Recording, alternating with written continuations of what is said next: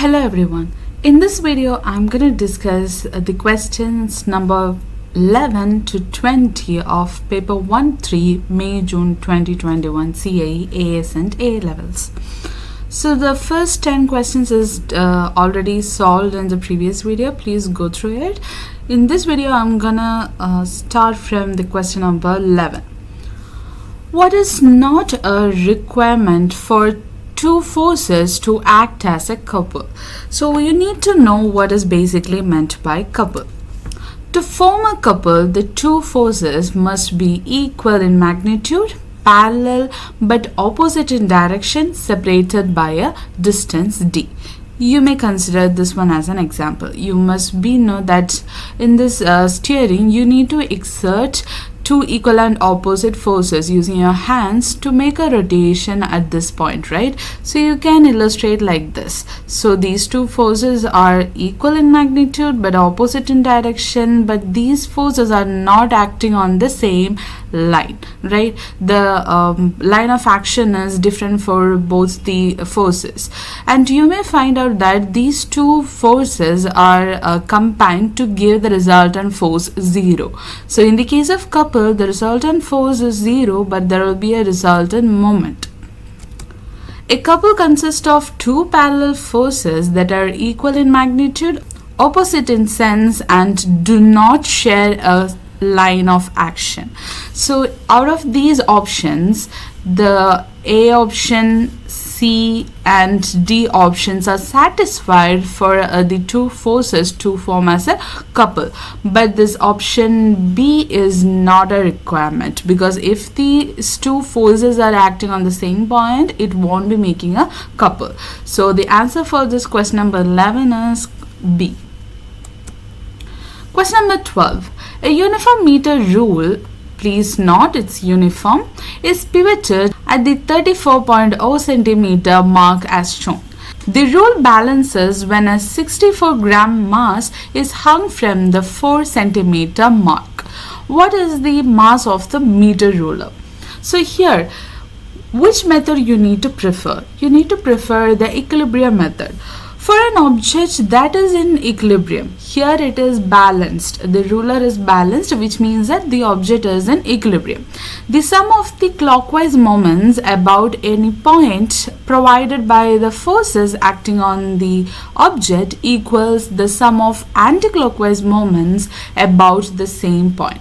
So you need to find out the clockwise and anti-clockwise forces, and according to that the corresponding moments also you need to consider. Since this ruler is balanced, the ruler is in equilibrium, so the clockwise moment would be equal to the anti-clockwise moment, right? So which one will be the pivot? Of course, here it is pivoted, so this would be the point that you need to consider. So what are the forces? Here it is 64 gram of mass which is hung at a particular point on this ruler. So the weight of this mass is also will be forming one of the forces, right? So weight is equal to mass times g, acceleration due to gravity. Here the mass is 64 grams. I'm not converting the 64 grams into kilograms, since these options are given in grams. Okay, so 64 times acceleration due to gravity is the force. So according to this pivot, this is in the anti-clockwise direction, so one of the moment would be due to this 64 grams. So is there any clockwise moment or clockwise force? Yes, the weight of this ruler is another force acting on this meter ruler, right? So where the force will be acting, where the weight of the meter ruler will be acting. That's why the uniform meter ruler is having a significant role here. Okay, since it is uniform, which means that the masses are distributed uniformly, right? So if that object is uniform, the center of mass, or where the weight would be acting on that object, would be exactly middle. Since it is a 100 centimeter long meter ruler, the weight would be acting exactly middle, which means that 50 centimeter. So here would be the weight of this meter ruler acting.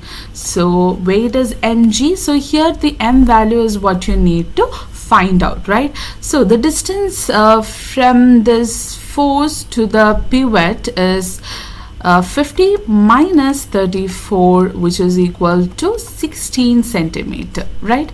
So here this distance also we require. So here it is 34 minus this mass is hang on 4 centimeter on the ruler, so 34 minus 4, which is 30 centimeter, right? So you need to find out the moments and equate. So moment is the force multiplied by the distance from pivot. So the forces and the pivot all we know. Here I am first considering the anti-clockwise moment, so which is 64 acceleration due to gravity multiplied by 30 centimeter is equal to the clockwise moment. So the mass, the acceleration due to gravity multiplied by the perpendicular distance between the pivot and the line of action, so 16 centimeter.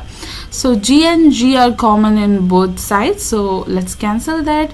You need this M value and move the other quantities to the other sides. So it will be like this, and you will be getting that value as 120 grams, which means that option C is the correct answer for the question number 12. Next one, question number 13 is, a volume of 1.5 meter cube of water is mixed with 0.50 meter cube of alcohol. The density of water is 1000 kilogram per meter cube and the density of alcohol is 800 kilogram per meter cube. The volume of the mixture is 2 meter cube. What is the density of the mixture? So we have a mixture of water and alcohol, right? What you need to find out is the density of this mixture. You know that the density formula is mass divided by volume. So the total mass of this mixture is what you need to find out. The volume is already given as 2 meter cube, right? So the mass will be due to both the water and the alcohol, since these two are mixed together, right? So how to find out the mass of each one? You need to find out mass of water first and then mass of alcohol, and then just add these two value, then you will be getting the total mass. So using this density formula, you know that M is equal to rho V, right? So density of water is already given as 1000 multiplied by the volume 1.5, which is equal to 1500. So it would be kilograms. And for alcohol, the density is 800 multiplied by the volume is 0.5, which means that 400 kilogram would be the mass of the alcohol. So the mass of the mixture, mass of the mixture will be 1500 plus 400, which means that 1900 kilogram. So you can find out the density by dividing 1900 by 2, which is 950 kilogram meter is to minus 3. So option D is the correct answer. Question number 14. An object is falling at a constant speed through a viscous liquid. Fu is the upthrust on the object due to the liquid. Wl is the weight of the liquid displaced by the object. Wo is the weight of the object. Which equation must be correct? So here you know that here there is a viscous liquid and an object is falling, right? So when an object is inside a viscous liquid, there will be always an upthrust value. So here the upthrust is represented by Fu, and that upthrust is always equal to the weight of the liquid displaced by the object. When that object is fall on this liquid, the certain amount of liquid will be displaced. That weight of the liquid is considered as the upthrust, right? So here the weight of the liquid displaced is directly given as WL. So this equation must be followed in this case. So is this equation is given? Yes, the first option. So in this case, option A would be the correct answer. Question number 15. An airport has a mechanical system for moving luggage. The system uses horizontal conveyor belt, a sloping conveyor belt, a lift, and a frictionless slide. A suitcase is moved around the airport using this system. Resistive forces opposing the motion of the suitcase are negligible, for which movement of the suitcase is the net work done on the suitcase greatest. So when there is a work is done, there will be a change in its energy. You know that, right? So here let's check the first option. So option A is moving the suitcase a distance of 8 meter at a constant speed up the sloping conveyor belt. So this is that situation. Okay, so when it is moving from this position to this position, there will be a force acting on it. We need to exert some force, or you need to do some work. So that work is converted as the gravitational potential energy, since the height of this is varied. The velocity stays the same, so kinetic energy remains the same, but the gravitational potential energy will be increasing, and that value you could calculate using mgh formula. Okay, so mg is the weight of that suitcase. That would be the same in either of these options, but the height would be separate. Okay, since this slope is having 8 meter, you know this length would be anyways less than 8 meter, or you could say that that work done would be less than mgh in this case. Okay, let's check the B option. Moving the suitcase a distance of 16 meter at a constant speed along the horizontal conveyor belt. So this case, from this point to this point. Okay, so here it is moving at a constant speed, so there is no kinetic energy, there is no height difference, there is no height gained by the suitcase, so the gravitational potential energy also be 0. So there is no work done in this case. Okay, and then option C. Moving the suitcase a distance of 10 meter at a constant speed vertically upwards on the lift. So it is lifted 10 meters. So the height is 10 meter here. So as you are lifting it, the work done is stored as the gravitational potential energy. Since it is at constant speed, there is no kinetic energy conversion. So all the work done will be converted as the gravitational potential energy, which is equal to 10 mg. Okay, so considering these cases, now the option C is having greater work done. Okay, let's check the option D also. Moving the suitcase a distance of 12 meter at increasing speed downward on the slide. So it's moving from this position to this position, and you must be noting that this height is not covered by this suitcase. Okay, so since the kinetic energy is increasing, the gravitational potential energy would be decreasing in this case. So it will be having 10 mgh here, but when it is moving, the gravitational potential energy will be converted as the kinetic energy, but not fully converted, right? Because it's not reaching the horizontal level, just above that point, right? So not all the energy is converted into the it is used for the work done. Okay, so it's anyways be less than the gravitational potential energy it would be having at the top.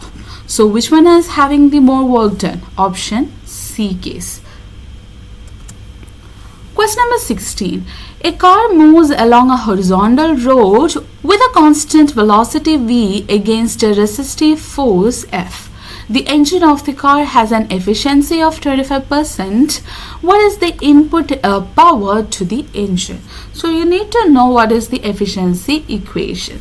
So efficiency is having a formula like this: output power divided by input power. Okay, so here basically we have a formula for the power as force multiplied by velocity. Okay, so here that car is moving on a horizontal path or horizontal road with a driving force, and there will be a resistive force also, right? The resistive force is given as F here. So these two forces are in opposite direction and these must be equal to make the resultant force 0, because the object is moving in constant velocity, which means that the resultant force is 0 on that object, right? So in this case, the resultant force is 0, that is, these two forces are equal and opposite to each other. So the driving force is always you can consider as the resistive force. Both would be the same in this case. Okay, so here you may write down that the output power is equal to the resistive force multiplied by the velocity, since the driving force and the resistive force both are same in this case. Okay, the constant velocity is telling you this. Then you know that output power, and you know the efficiency as well. So here the efficiency is given as 25%. You can convert into fractions, which means that it will be 25 divided by 100 basically, right? So here just rearrange this formula. You need to find out the input power, which is equal to output power divided by the efficiency. Okay, so here the output power is FV divided by efficiency is 25 over 100, so it will be 25. So 100 is in the numerator, so it's equal to 100 over 25 is 4, right? So 4 multiplied by FV. So the option C is the correct answer. Question number 17. An object of mass 0.40 kg is projected into the air and follows a curved path above horizontal ground. The object takes a time of 1.5 seconds to move along its path. The object lands a horizontal distance of 18 meters from its initial position. Air resistance is negligible.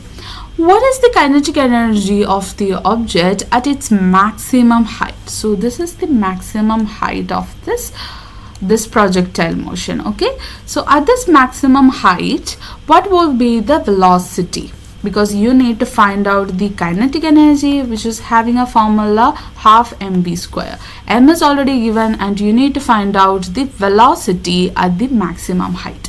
And you know that it's a case of projectile motion. So in the case of projectile motion, since the air resistance is negligible, the horizontal velocity always be constant, but the vertical velocity would be vary. Okay, so the horizontal velocity is the same for this position of maximum height also. So at the maximum height, the horizontal velocity is a constant, same, but the vertical velocity would be 0, right? That's why it is changing its direction and moving to the ground itself, right? So you need to find out just the horizontal speed, then you can find out the kinetic energy. So how to find out the horizontal speed? Just consider the horizontal direction, right? You know the horizontal distance, and this horizontal distance must be equal to the horizontal velocity multiplied by the time taken for the horizontal path. You know that to cover from this position to this position, which means that for the total time in that total time of flight, it has covered this 18 meter. So this 18 meter is covered in this time 1.5. So you can rearrange to find out the horizontal speed as 18 divided by 1.5, which is equal to 12 meter per second. Since you know that velocity, now it's simple, just substitute in the formula half multiplied by 0.40 multiplied by 12 square, and you will be getting that value as 28.8 joules, which is equal to 29 joules approximately. Okay, so option D is the answer. Question number 18. Metal wire has a length 5.2 meter and diameter 1 millimeter. The metal has Young's modulus 360 gigapascal. The wire is fixed at one end and a force is applied to the other end. The force extends this length by a length of 7.2 millimeter. The wire obeys Hooke's law. What is the force applied to the wire. So here what are the values given? The length of this wire, this length is given as 5.2 meter and the diameter of the wire is given as 1 millimeter. So the radius would be equal to 0.5 millimeter. Okay, the metal is having a Young's modulus of 360 gigapascal, which means that 10 to the power 9 pascals, and the wire is the forces are applied on one end and another end is fixed. Okay, using this force there is an extension happening and that extension value is 7.2 millimeter. Okay, the wire is obeying the Hooke's law.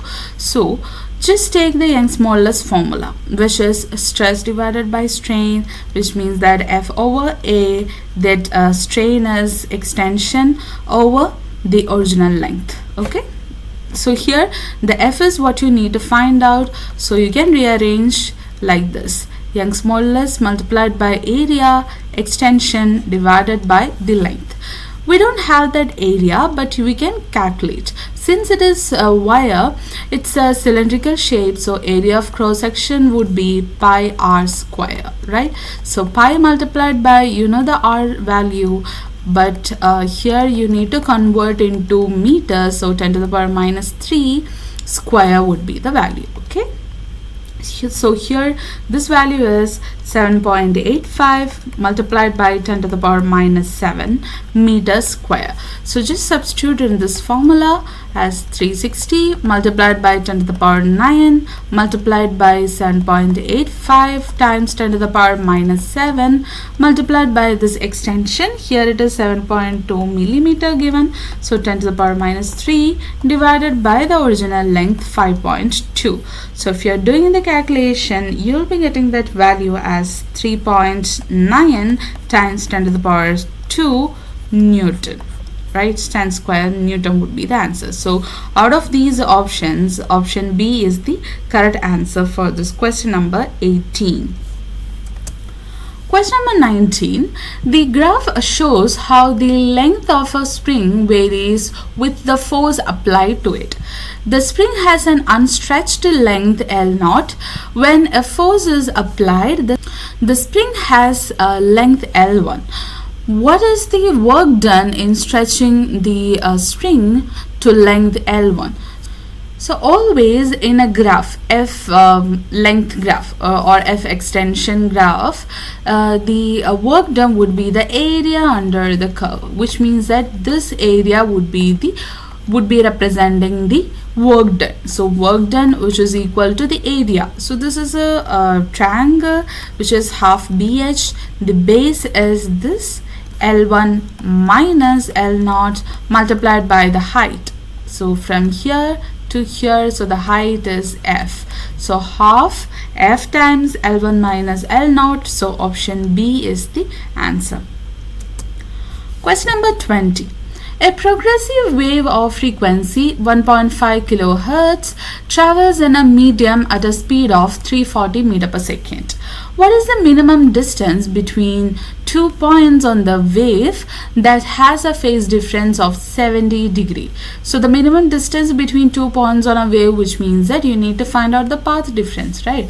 So in order to find out the path difference, this formula you could use, that phase difference is equal to 2 pi over lambda times path difference. So here you need to find out the path difference, so please rearrange it. You will be getting lambda over 2 pi times the phase difference. So here the phase difference would be 70 degree, right? So you need to find out only this lambda and then substitute on this formula.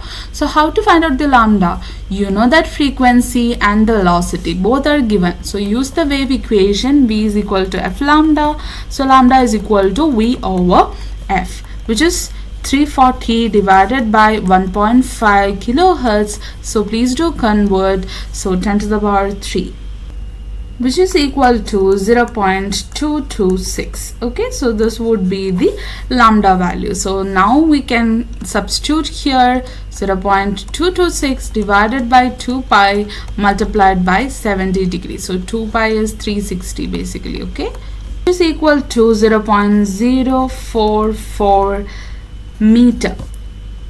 You can convert this meter into centimeter because these options are given in centimeter, which would be equal to 4.4 centimeter.